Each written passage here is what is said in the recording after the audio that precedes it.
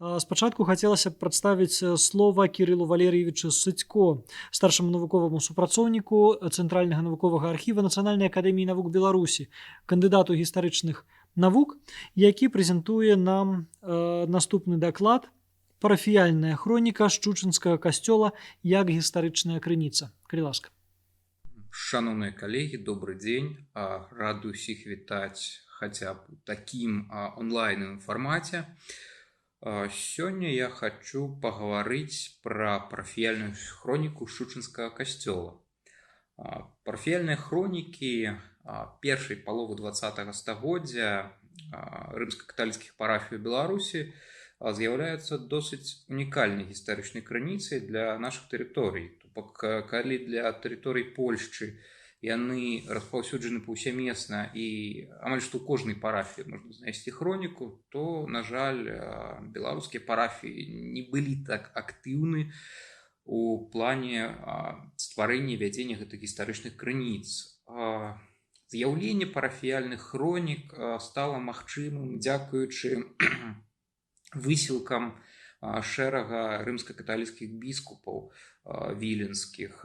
Гэта біскуп Кручэўскі, гэта біскуп Ялбжыкоўскі, якія спрабавалі стварыць такую традыцыю апісання мікрагістарычных і штодзённых аспектаў жыццядзейнасці соцыуму, якая б адлюстроўвала узаемасувязь кожнага чалавека з касцёлам, паказвала б ролю гэтай рэлігійнай інстытуцыі ў развіцці сацыяльных, культурных вымярэнняў існавання грамады ў пэўнай невялікай населенай мясцовасці.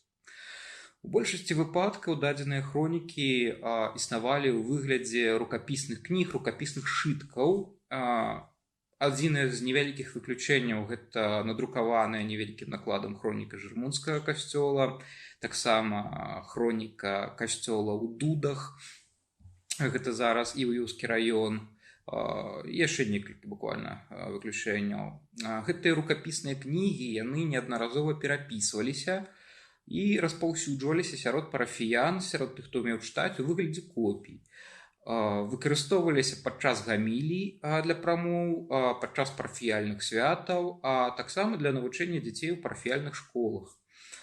Наколькі можна разумець з успамінаў ксяндзоў і мясцовых жыхароў, гэтыя хронікі яны карысталіся вялікай павагай парафіян. Напрыклад, адзін з апошніх уладальнікаў фальварка Ішчаўна, Караль Лясковіч, які ў 20-30-е годы жыў, уласна кажучы, у Ішчальне, пакінуў у сваіх мемуарах 1977 году запіс аб тым, што ён памятае ішчальнскую хроніку, якая захоўвалася ў закрысты разам з богаслужэбнымі кнігамі.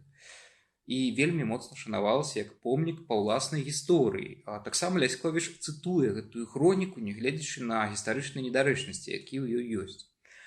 Адным з найбольш яскравых прыкладаў парафіяльных хронік з'яўляецца хроніка Шчучынскага касцёла, уласна кажучы, што і вынесена ў загаловак майго сённяшняга невялікага выступлення.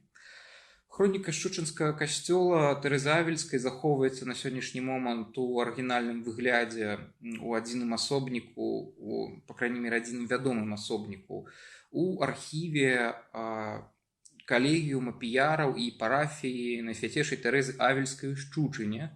Тэкст уяўляе сабой гістарычнае апісанне парафіяльнага жыцця, якое пачынаецца ў 15 стагоддзі, сканчаецца 1917 годам. Рукапіс хронікі быў выяўлены ў сшытку, у якім апроч яго запісана лацінамоўная гісторыя Шчучынскага калегіума піяраў. Сшытак займае 338 старонак, з якіх хроніка 141 рукапісную старонку. Сама праца, у адрозненні ад лацінамоўнай гісторыі калегіума піяраў, напісана на пальшызне крысовай з украпленнем літоўскіх, беларускіх, расійскіх словаў. Гістарычная крыніца не мела атрыбуцыі датай і аўтарам, што дазволіла праводзіць, уласна кажучы, паралелі з летапісамі хронікамі ранейшага перыяду. Бо, як вядома, летапісцы часцей за ўсё не паведамлялі ніякіх прамых звестак пра сябе, а калі падобныя звесткі знаходзіліся ў тэксце, то вельмі цяжка было вызначыць аўтарства. Пасля падрабязнага аналізу тэксту было ўстаноўлена, што найбольш верагодным аўтарам з'яўляецца ксёндз пробашч Рамуальд Цверкоўскі, які ў 1912-1927 годах быў пробашчам Шчучынскай парафіі і прэфектам мясцовай настаўніцкай семінарыі. У прыватнасці храніст выкарыстаў пры напісанні тэкста асабісты займеннік «маім», калі апісваў уладкаванне парафіяльнай бібліятэкі, таксама яе папаўненні, якія пачалі адбывацца ў 1912 годзе па маім прыездзе ў Шчучын. Дадатковая атрыбуцыя аўтарства здзяйснялася з дапамогай параўнання подчеркаў аўтара хронікі і атрыбутаваных крыніц парафіяльнага архіва за перыяд 1912-1927 года, што дало магчымасць пацвердзіць, што аўтарам сапраўды з'яўляецца ксёндз Рамуальд Свяркоўскі. Калі казаць коротка пра ксяндза Свяркоўскага, то ён у 1909 годзе скончыў Віленскую духоўную семінарыю, у 12 годзе акадэмію ў Санкт-Петербурзе, быў прызначаны пробашчам у Шчучынскі касцёл. Пасля служыў у Мёрах, Слоніме і ў Вільні. У пачатку Вялікай Айчыннай вайны далучыўся да руху супраціўлення і дапамагаў віленскім яўрэям хавацца, рабіў для іх фальшывыя рымска-каталіцкія метрычныя пасведчанні. 15 снежня 1942 года быў арыштаваны паліцыяй і закатаваны, расстраляны ў лесе каля Панараў. Сумна вядомым, таму, на жаль, мы на сённяшні момант нават не маем звестак аб яго магіле. Атрыбуцыя тэксту датай выклікае складанасці па той прычыне, што аўтар нідзе не абазначыў прыблізных рамак стварэння хронікі. Дату пачатка напісання твору дакладна ўстанавіць немагчыма. Храналагічны атрызак, у якім хроніку пачалі ствараць, роўны тэрміну службы святара ў Шчучыне 1912-1927 год. Дата гіпатэтычнага сканчэння тэкста мае храналагічна меншы інтэрвал. Так, запісы сканчаюцца 1917 годам, што дае магчымасць казаць аб тым, што ксёндз Свяркоўскі скончыў ствараць гістарычную крыніцу паміж 1917 і 1927 годам, калі выехаў у парафію ў Мёры, пакінуўшы рукапіс кнігі ў Шчучынскай парафіяльнай бібліятэцы. Падобнае датаванне дае магчымасць сцвярджаць, што Шчучынская парафіяльная хроніка з'яўляецца самай ранняй з выяўленых на дадзены момант на тэрыторыі Беларусі падобных парафіяльных крыніц. Усе астатнія парафіяльныя хронікі датуюцца 1932-1939 гадамі. Тэкст Шчучынскай парафіяльнай хронікі мае дыскрэтны характар, складаецца са структурных частак, вылучаных па прадметным прынцыпе. Агульнай у гэтых частках з'яўляецца храналогія, прывязка да ўсіх падзей да жыцця мясцовага касцёла, а таксама разгляд фактаў праз прызму рэлігійнага жыцця. Сярод структурных частак вылучаюцца наступныя.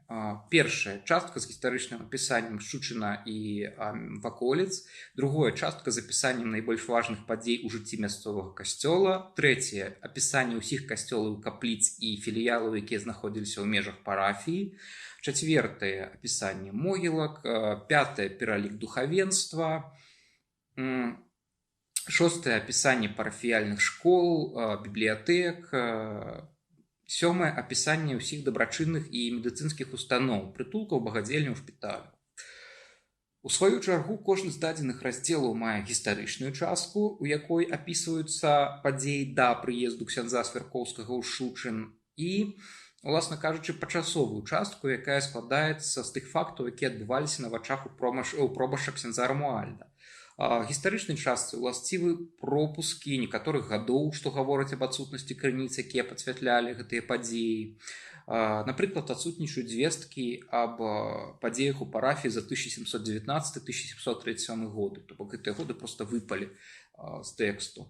Пачасовая частка напісана строга па гадах, месяцах, а ў некаторых выпадках дакладнасць падзеі вызначаецца выключна да дня і гадзіны.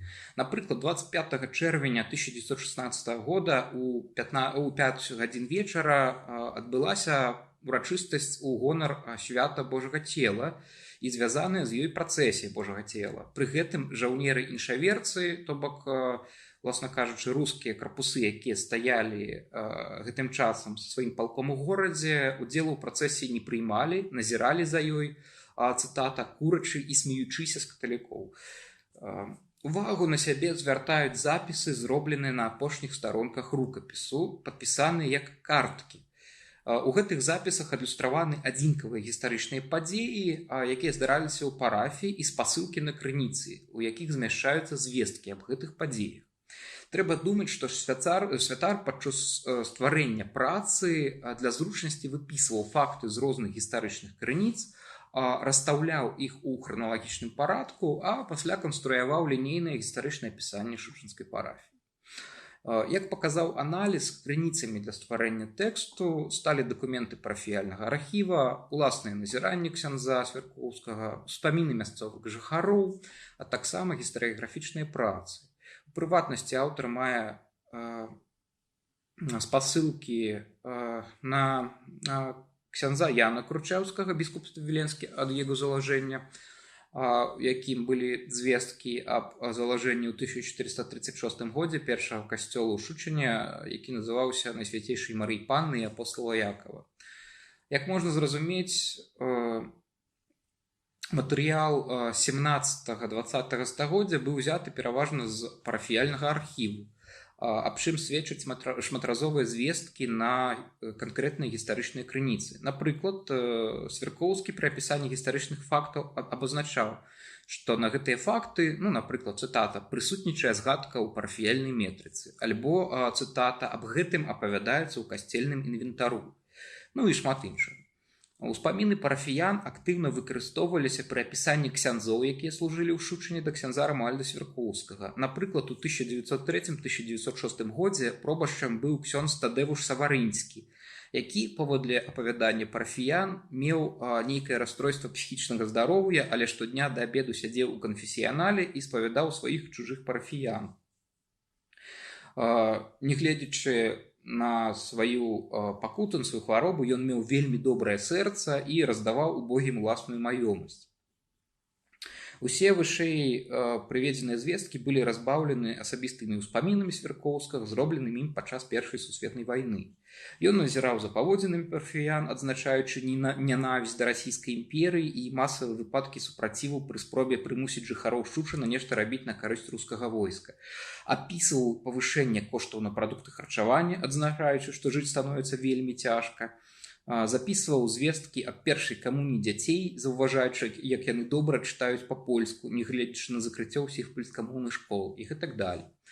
Спалучэнне парафіяльных архіўных дакументаў, гістарыяграфіі, уласных назіранняў і ўспамінаў мясцовых жыхароў дазволіла стварыць апавяданне з вялікай колькасцю гістарычных звестак. Разам з тым, варта адзначыць адсутнасць крытычнага аналізу ў адносінах да фактаў, якія былі пададзены рукапісам. Так, згаданы вышэй ксёндз Тадэвуш Саварынскі нібыта аднойчы ўбачыў беднага чалавека, які працаваў у гародзе, аддаў яму свае боты, а сам пайшоў у плябанію басанож. Ксёндз Барталамей Лянкевіч, які служыў у 19 стагоддзі ў парафіі Шучын, настолькі моцна прымаў гора мясцовых жыхароў, што падчас адпявання ў 1873 годзе аднаго з іх укленчыў, стоячы на каленях, і так і памёр у малітоўнай позе. У цэлым можна адзначыць, што ўсе святары, якія служылі ў Шучыне, маюць ідэалізаванае апісанне, і іх біяграфія набліжаецца да біясаў каталіцкіх святых. Таксама адсутнічае крытычны аналіз у дачыненні да некаторых іншых гістарычных фактаў. Напрыклад, такі факт, як абшчына сясцёр міласэрнасці, якая нібыта існавала ў Шучыне. Так, ксёндз Свяркоўскі пазначае як кангрэгацыю сясцёр міласэрнасці, але ён абазначае яе з'яўленне ў Шучыне ў 1619 годзе, але з'явілася яна ў межах расійскай імперыі ў 1841 годзе. У біскупа Яна Кручеўскага у біскупстве Віленскім ёсць таксама згадкі пра нейкую кангрэгацыю сясцёр міласэрнасці ў Шучыне. І напісана, што гэтыя сёстры з'явіліся ў 1742 годзе з дапамогай фундуша Тэрэзы Сцыпіён Глямбіцкіх, і тады ж быў закладзены іх кляштар. Магчыма, на ўвазе маецца супольнасць дачок міласэрнасці імя святога Вінцэнта де Поля, заснаваныя ў 1633 годзе ў Францыі. Такім чынам, звесткі Свяркоўскага памылковыя, бо кангрэгацыя не магла з'явіцца ў Шучыне раней за 1633 год. Больш дакладнымі з'яўляюцца звесткі ксяндза Яна Кручеўскага, які спасылаецца на канкрэтную гістарычную крыніцу, фундуш на залажэнне кляштара ад 1742 года. Таксама Ёсць такая звестка досыць цікавая аб нейкім вартаўніку Воўлчаке, які ў 1863 годзе пайшоў разам з паўстанцкімі атрадамі Нарбута ў бой супроць расійскіх казакаў і звярнуўся да мясцовага жыхара Станіслава Шудзілоўскага, які ў атрад не ступіў, са словамі «А ты, птушачка, люляй». Пры тым, што вядома, што, па-першае, Нарбут не заходзіў так далёка на тэрыторыю лідскага павяту ўніз, то бок, і па-другое, Тэадор Нарбут ужо быў 3 месяцы як памерлы на момант гэтага запісу, уласна кажучы. Такім чынам, парафіяльная хроніка шучынскага касцёла, пабудаваная ксяндзом Рамуальдам Свяркоўскім з дапамогай сінкрэтычнай наратыўнай стратэгіі і аб'яднала ў сабе як сухія гістарычныя факты, так і белетрыстычнае апісанне гістарычных падзей, таксама ідэалагізацыю некаторых зрэзаў каля рэлігійнай гістарычнай рэальнасці. Усвядомленае ўкараненне мастацкіх сродкаў тэкст, прысвечаны гісторыі парафіі, па ўсёй бачнасці нясе адмысловую сэнсавую нагрузку, зрабіць аб'ект апавядання больш дасяжным і зразумелым для чытача альбо слухача, якім з'яўляецца шчучынскі парафіянін. Як вынік, мясцовае жыццё прадстаўляецца выключна скрозь прызму рэлігійнай інстытуцыі, што дапамагала пробашчу ў пастырскай дзейнасці. Нягледзячы на гэта, хроніка шчучынскай парафіі з'яўляецца унікальнай гістарычнай крыніцай, якая адлюстроўвае прапушчаную праз асабістае светаўспрыманне ксяндза Рамуальда Свяркоўскага, праз яго рэлігійнасць, гісторыю Шчучыны і ваколіц за 1436-1917 годы. Дзякуй вялікі. Да пабачэння. Усяго добрага. Дзякуй вялікі, Кірыл. Сапраўды, мы, можа быць, у нейкай ступені недаацэньваем яшчэ гістарычныя хронікі манастыроў і парафій, прычым, так бы мовіць, сучасныя 19-20 стагоддзяў. Вот падобныя хронікі нярэдка могуць распавесці значна больш, чым іншыя афіцыйныя крыніцы свайго часу. Таму ў гэтым сэнсе дзякуй вялікі за яркі і насычаны прыклад. Я думаю, што якраз у тым ліку нам, бібліятэкарам, ёсць на што паглядзець і у нейкай ступені задумацца пра далейшую працу з падобнымі архіўнымі матэрыяламі. У цэлым шэрагу бібліятэк яны захоўваюцца, зберагаюцца і, тым не менш, недастаткова яшчэ вывучаныя, але праца ў гэтым кірунку пачынаецца.